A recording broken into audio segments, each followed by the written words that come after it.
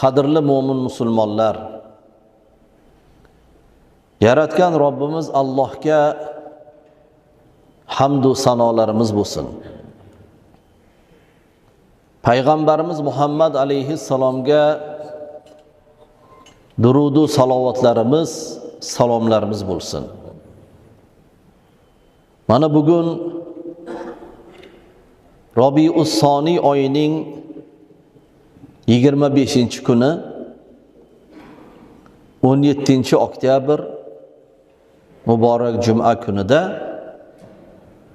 siz azizlar bilan, qadrdonlar bilan mana ko'pchiligingizni siymoyingizdan, yuzingizdan tanib turibman. Uchrashganmiz, ko'rishganmiz. Mana bugun Allohning marhamati bilan yana diydorlashib turibmiz. Biz O'zbekiston musulmonlari idorasi raisi, muftiyimiz Shayx Nuriddin Xoliqnazar hazratlari boshchiligida juma kunlarida diyorimizning turli hududlariga, masjidlarga chiqib, siz kabi jamoat bilan uchrashishni yo'lga qo'yganmiz. Bugun mana siz bilan uchrashib turibmiz. Bu masjid ham alhamdulillahki O'zbekistonimizdagi eng ko'rkam, namozxonlarimiz uchun barcha qulay sharoitlarga ega bo'lgan masjidlarimizdan biri. Imomul A'zam. Alloh rahmat qilsin. Abdurahim domlamizni har doim eslaymiz. U kishining yonlarida sadoqat bilan xizmat qilib kelayotgan barcha azizlarimiz. Mana Abdug'ofur domlamiz. Bugun o'sha xayrli, savobli ishlarini davom ettirib kelayotgan Hamzaxon Eshonbobomiz. Bularning yonlarida turgan qorilarimiz, shogirdlar, siz jamoat, Payg'ambarimiz Muhammad alayhissalatu vassalamning muborak hadislarida innamal a'malu binniyah va innama likulli imri'in ma nawah deb marhamat qilganlar. Har bir ish niyatga qarab bo'ladi va har bir inson niyatiga qarab oladi deganlar. Alloh rahmat qilsin. Abdurahim hoji akamiz bir paytlar mahallaning ichidagi kichkinagina, shinamgina bir masjidni yaxshi niyatlar bilan, katta bir g'ayrat, shijoat bilan qo'l urib, shunaqa bir katta obod masjidni obodonlashtirish ishlarini boshlab, mana bugun bu masjid katta bir yo'lni yuziga chiqib qoldi. Yo'lni yuziga bo'lganda ham eng muhim yo'llarning yuziga chiqdi. O'zbekistonimizga keladigan hamma aziz mehmonlarimiz yo'lda o'tib qaytishadi.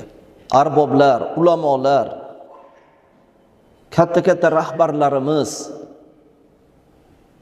Bu Xudoning marhamati bu. O'sha niyatga muvofiq. Bo'lmasam Abdurahim akam yo boshqalar bunaqa bo'ladi deb o'ylamaganmiz-ku, to'g'rimi? Lekin Allohning marhamati bilan mana shu yo'llar ochilib, kengayib, bu masjidingiz ana shunday katta bir ahamiyatli maskanlardan biri bo'lib qoldi.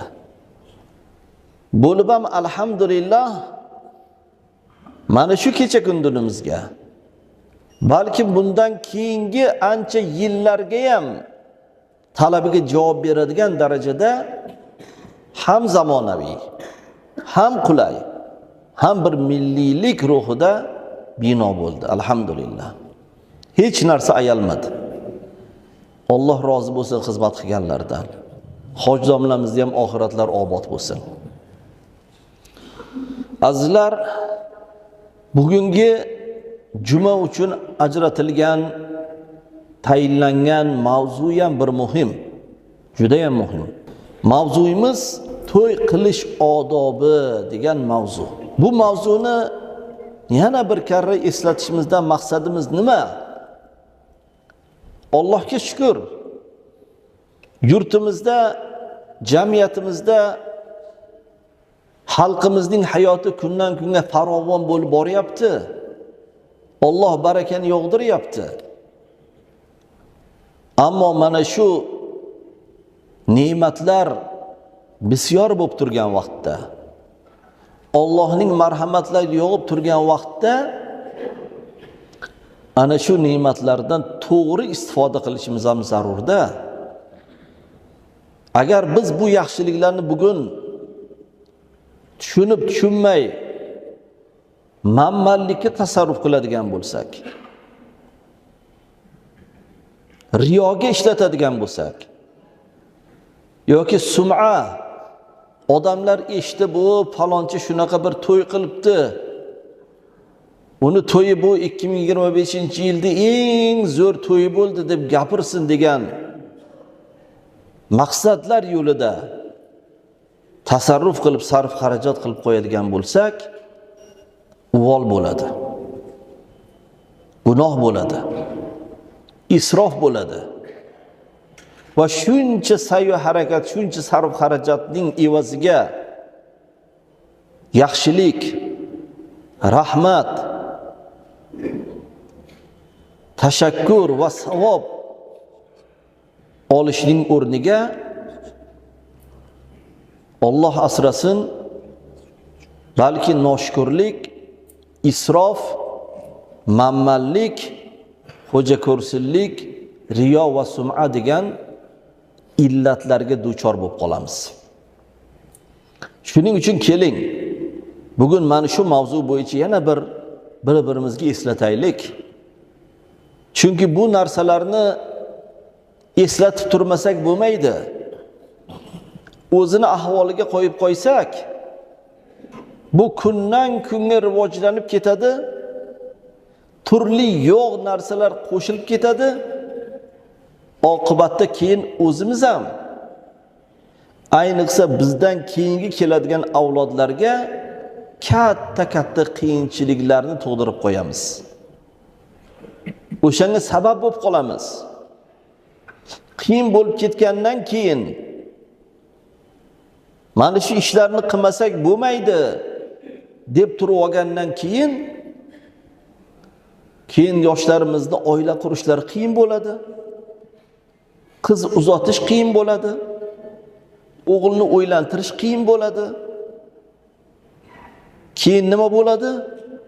Keyin yoshlarimiz so'qqa bosh bo'lib, shayton alayhi la'naning vasvasiga, nafs girdobiga aldanib qolib gunoh va ma'siyatlari kirib ketishlari mumkin. Va bunga siz bilan biz sabab bo'lib qolishimiz mumkin. Shuning uchun Alloh asrasin. Keling, hali ham kech emas. Hali ham to'g'rilasak bo'ladigan bir holatdamiz. Birgalashib bu masalalarni to'g'rilashimiz kerak, me'yorimizni bilishimiz kerak. Biz har qanaqa masalamiz qatorida, hurmatli jamoat, to'y marakalarimizni ham o'tkazishlikni kimdan o'rganib, kimdan ta'lim olib, kimga ergashishimiz kerak. Biz uchun axir bu yo'nalish bor-ku. Biz payg'ambarimiz Muhammad alayhi salatu vassalamning ummatlarimiz-ku. Rasul akram sallallohu alayhi vasallamning hayot yo'llarini, u zotni tutgan yo'llarini, qilgan ishlariga ergashib harakat qilsak adashmaymiz. Payg'ambarimiz Muhammad alayhissalom o'zlari turmush qurganlarida to'y ziyofatlar qilib berganlar. Mana Anas ibn Malik radhiyallohu anhu da rivoyat qilinadi. Bu kishi bilamizki 10 yoshlardan payg'ambarimiz Muhammad alayhissalatu vassalamning xonadonlarida tarbiya olganlar. Rasululloh bilan oilada birga bo'lganlar. Payg'ambarimizla birga yashaganlar. Ana shu kishi rivoyat qilyaptilar. Haybar bilan Madinani o'rtasida 3 kun turib, Safiya onamizga uylandilar. Men to'yga odamlarni taklif qildim, chaqirdim deyaptilar. Shunda yozilgan dasturxonda non ham, go'sht ham yo'q edi. U zot Bilolga charim dasturxonlarni keltirishni buyurdilar va shu dasturxon yozildi. Xurmo, sariyog', ozgin turshaklar qo'yildi deyaptilar. Qarang, to'y. Shu bilan payg'ambar alayhisolatu vassalam to'ylari o'tgan. Rasul akram sallallohu alayhi vasallam xohlaganlarda mana bu tuyalardan bir 5 tasini so'yinglar. Mana bu dasturxonni mana bu nozik ne'matlar bilan to'ldirib tashlanglar deyishlari mumkin edi. Lekin payg'ambarimiz sollallohu alayhi vasallamni bu hatta harakatlari ro'zi qiyomatga qadar keladigan ummatlari uchun dastur bo'lsin, ta'lim bo'lsin degan ma'noda amalga oshirilganda, bugun biz endi to'ylarimiz bilan mana bu to'ylarni bir solishtirib ko'raylik. To'g'ri, hamma o'zini imkoniyatidan kelib chiqish kerak.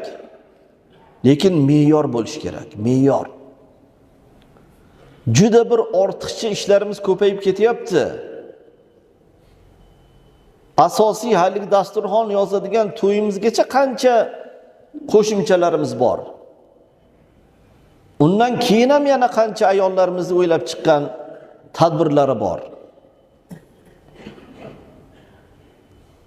Yana qaytarib aytaman. Yaqinda biz xorijiy mamlakatlardan birida bo'lganimizda bir arab yigit samolyotda xizmat qiladigan yigitlardan biri. Havo yo'llarida, o'zlarining havo yo'llarida. Havo yo'llarini bo'lmasam oyligi yaxshi oylik. Hamma mamlakatda ham havo yo'lida xizmat qilayotganlarning oyligi yuqori bo'ladi. U yigitning oyligi ham yuqori ekan. Shu samolyotda gaplashib qoldik. Nechiga kirdingiz desam 32 ga deyapti. O'ylandingizmi desam yo'q deydi. Nimaga? Pul yig'yapman deydi. Nahotki oila qurishlik uchun ham shuncha ko'p pul kerakmi desam, ha, ko'p pul kerak bizda. Nimaga? Shartlarni aytib ketdi. Juda ko'p ekandi shartlari. Ana shu shartlar nimadan kelib chiqqan?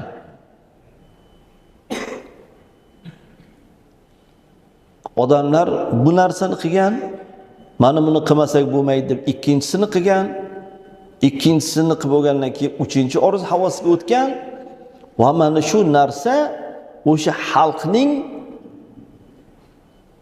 qadriyatlariga-yu buzib bo'lmaydigan qonun qoidalarga aylanib ketgan. Bugun endi yaxshi joyda ishlab, yaxshi oylik olayotgan yigit 32 ga kirib oila qura olmayapti. Uni hisob kitob bo'yicha 40 yoshda yo 40 dan o'tganda oila qurishi mumkin ekan. Ko'rdingizmi? Qiyin. Yaqinda yana bir mamlakatda bo'ldik. U ham xorijiy mamlakat. Ulardan ham surishtirdik. Biz deydi oila qurishimiz uchun deydi $300,000 pul kerak deyapti-da. Eshityapsizmi? Bir oila bino bo'lishligi uchun $300,000 oylik kerak ekan, pul kerak ekan. Bu hozir siz bilan bizga katta ko'rinyapti. Agar biz ham shu holatda ketaversak, ertaga o'zimizda ham shu ahvol bo'ladi. Hozir ham to'y ma'rakalariga 100 minglab dollarlarni sarflayotganlar bor hozir ham. Bundan ko'ra boshqa kori xayrlar ko'p-ku. Unga isrof qilganlardan ko'ra boshqa bir yaxshi ishlarga ishlatib savob olish mumkin-ku. Ilgari mana bu joyda yosh katta amakilarimiz o'tiribdilar, otaxonlar, akalarimiz bilishadi. Kimiki to'y qilsa, uyda qilardi, to'g'rimi? Shu mahallasini obod qilardi. Ko'chasini tekislardi. Ariqlarini tozalardi. Oqlab ko'klardi. İmkoniyati borlar bir asfaltini ham yangilab qo'yardi. Ha, faloncha to'y qilyapti ekan. Ana. Shunaqa bo'lish kerak. To'y qiladigan odam shu el uchun, xalq uchun nimadir xizmat qilib qo'ysin, ko'pchilik foydalanadigan. Mana savob. Bir kunlik to'ydi deb dasturxondagi idish tovoqlarni 3-4 qavat qilib, 3-4 qavatlarni ham to'ldirib, bir piyola choyni piyola qo'yadigan joy qoldirmay dasturxonga to'ldirib toshib yuboryapmiz-ku. To'yga kelgan o'sha stolga o'tirgan odam qanchasini yeydi? Qanchasini iste'mol qiladi? Qolib ketadi-ku. Ertalabki nahorlarimizni tushunamiz. Ertalabki nahor oshlari alhamdulillah mo'tadil kelib ketiladi, osh yeyiladi. Eng og'iri kechkisi. Kechki to'ylarimiz juda ham haddan oshib ketyapmiz. Har bir o'tiradigan insonni o'tirg'ichi falon so'm yoki falon dollar. Unga kelayotgan suxandonlar, san'atkorlar, ko'zga ko'rilmagan qancha bir u joylarni tuzatish, yasatish, juda katta pul evaziga bir narsalarni olib kelib o'rnatish bir kunga. Bular azizlar, hozir bu narsani to'xtatmasa keyin kech bo'ladi. Baraka topinglar. Har bir eshitayotgan, har bir shu narsani bilayotganlar, men ijtimoiy tarmoq orqali ham, hozir birini eshitib turganlar ham. Oldimizda to'yimiz bo'lsa, keling shunga amal qiling. Odamlarning gapini o'ylamang. Odamlar yaxshi qilsangiz ham gapiradi, yomon qilsangiz ham gapiradi. Uni o'ylamang. Luqmon Hakim o'g'illariga bir ta'lim berishlik uchun bir tadbir qilibdilar. O'g'illarini oldilarida, qani o'g'lim yuring debdilarda, otga o'zlari minibdilar, o'g'illariga yetalatdilar. Hali o'tirgan odamlar aytdiki, bu odamni qaranglar. O'zi otga o'tirib olgan, yoshgina bolasiga yetaltiryapti otini. Bolasini ham o'tqirib olmaydimi debdi. Eshitib qoldilar. Keyin yana ertasi kuni bolalar bilan chiqib o'tdilar otga. Ketayotganlar, bularni qara. Ikkalasi ham otga minib olgan, otni qiynayapti. Bolangni o'tkazib qo'yib o'zing otni yetala degan gapni eshitdilar. Ertasi kuni o'g'ilchalarini mindirib olib o'tayotgan ekanlar, buni qarang.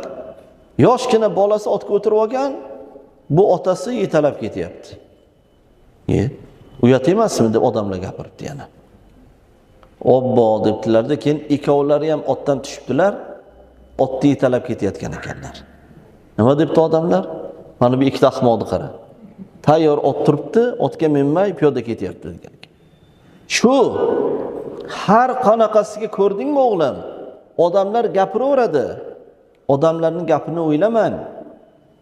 Siz oyat va hadisga muvofiq oqilona ish tuting deb aytgan ekanlar. Yana bir mashhur hadis holat, Abdurrahmon ibn Avf degan sahoba bo'lganlar. Juda katta badavlat. Bir kun qarasalar, payg'ambar alayhisolatu vassalam qarasalar, Abdurrahmon ibn Avf hali kuyovlar kiyadigan kiyimni kiyib chiqibdilar. Shu kuyovlar suradigan narsani surgan ekanlar. Payg'ambarimiz o'shandan bilib qopdilar. Ha, Abdurahmon tinchlikmi? Ha, yo Rasululloh o'ylandim debdilar. Barakalloh. Qancha mahr berdingiz debdilar. Ha, bir donak miqdorida mahr berdim, bir ansoriy ayolga uylandim. Biz nima deymiz? Ha, o'ylandim. Nima aytmading mana? To'yga aytmabsan-ku? Kimga uylanding? Kimni qizini olding? Ha, faloncha boydimi? Ha, zo'r bo'ldi. To'y qanday bo'ldi deymizda. Payg'ambar alayhisolatu vassalam qancha mahr berding debdilar. Nimaga meni to'yga aytmading demadilar. To'yni qanaqa qilding demadilar. Mahr muhimda. O'sha kuyov kelinga to'y munosabati bilan o'zining imkoniyatdan kelib chiqib kelinga qiladigan sovg'asi u. Uni ham payg'ambar alayhisolatu vassalam aytganlarki, mahrlarning eng yaxshisi mahri yengil bo'lgandir deganlar. Buni ham to'g'ri tushunishimiz kerak-da. Ba'zi qizlarimiz hozir shu mahr degan narsani ham suiiste'mol qilib, menga uylanadigan bo'lsangiz uy olib berasiz, menga mashina olib berasiz deyotgan ekan. Yo'q. Alloh bersa topgani ikkovlaringniki. Lekin hozir to'yda ota-onasi o'ylantiryapti u yigitni. Bu yigitni shu imkoniyatdan kelib chiqib mahri misl shu urfda nima mahri bo'lgan bo'lsa shu bilan o'tkazaverish kerak. Yaqinda bir yoshlar nikohini o'qidim-da. Mahrni so'rasam, kuyov yigit aytayapti-ki, beraman. Bir Malibu mashina beraman deydi. Yo'q dedim. Ha deydi. Unga hali erta emasmisam, yo kelin mashina debdi, Malibu shoshmang dedim hali. Malibuga. U otasini hisobidan aytayapti-da. Balkim kelin bilan shuni kelishib qo'yganmi? Buni ham me'yori bor-da o'zini. To'g'ri, Hazrat Umar ibn al-Xattob radhiyallohu anhu ning davrlarida bir ayol buni me'yorini Alloh belgilanmagan, Umar belgilaydim deganda Hazrat Umar ibn al-Xattob to'g'ri uni me'yorini Alloh biladi deganlar, lekin ulamolarimiz o'sha fiqh masalalarida har bir mamlakatda ijtimoiy holatdan kelib chiqib mahr misl hamma qatori mahr deb bir belgilab berishgan. Ana shu zarur ekan. Ki Abdurahmonga nima dedilar payg'ambar alayhisalom? Avlim valav bishotin, bo'lmasa Abdurahmon bitta qo'y so'yib bo'lsa ham bir valima qilib bering dedilar. Ana shu miqdor. Abdurahmon 40 ta to'yga so'yishga ham imkoniyati bor edi.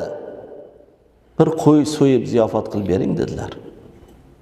Gap ziyofatni to'yni katta kichikligida emas.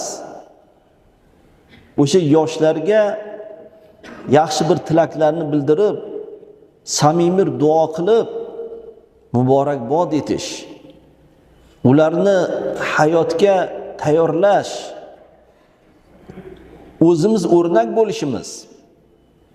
Mana hozir Xudoga shukr, baxtiyor oila, baxtli oila degan kitoblarimiz bor.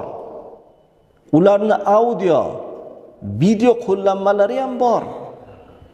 Shuni bering bir oy oldin yoki uyda o'tirib, qani uydagilar bilan bir boshdan bir ko'rib chiqinglar o'tirib uyda, YouTube'da yoqib. Mana sizni asosiy eng yaxshiligingiz farzandlaringizga. Shuning uchun bor bo'lsa qiladi deymiz-ku, yo'q. Bu hammaning ishi bu. Bor odam ham me'yorni bilish kerak, yo'q odamlarni ham o'ylash kerak. Va kelajakda o'ylash kerak eng asosiysi. Ana shu narsalarga yana bir karra sizni chorlab eslatib qo'yamiz. Zero Parvardigor olam, astag'izu billah, kulu washrabu va la tusrifu, innahu la yuhibbul musrifin. Yenglar, ichinglar, isrof qilmanglar bandalarim. Alloh isrof qiluvchilarni yaxshi ko'rmaydi deb ogohlantirib qo'yganda, ana shu isrofdan ehtiyot bo'lishimiz kerak. Shariatimiz nimaga buyurgan bo'lsa, Bu siz bilan bizni foydamizga buyurgan, sog'ligimizga buyurgan, yaxshiligimizga buyurgan. Ko'p yeb ichsam koni zarar ekan. Harunur Rashidni bir tabiblar bo'lar ekan, nasroniy. Mashhur ekan. Hozirgi tilimiz bilan aytganda o'sha tibbiyot sohasini eng professori. Shu bir kuni Harunur Rashidni o'sha tabibi bir musulmon olimi bilan tortishib qoldi.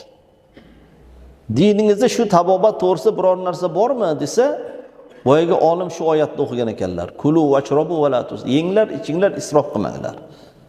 Bu degani dasturxonni to'ldirib tashlab, yeb bo'lmay tashlab yuborish bir masala. Hattoki mana ichimizga og'iz luqma yutib tanovul qiladiganimizni to'yib ketsak ham isrof bo'lar ekanda. Eshitib turibdi-da, payg'ambaringiz nima degan debdi. Payg'ambar alayhissalatu vassalam bir hadisdan aytib beribdi. Dardlarning manbai oshqozon, davolarning boshi parhez. Shunga qarab badanlaringni o'rgatinglar degan hadisni o'qib beribdi. Yo Alloh debdi boyagi nasroniy. Bu hamma tabobatni ta'limotini shu oyat bilan shu hadisda jamlangan ekan-ku degan ekan. Faqat unga rioya qilishimiz kerak-da.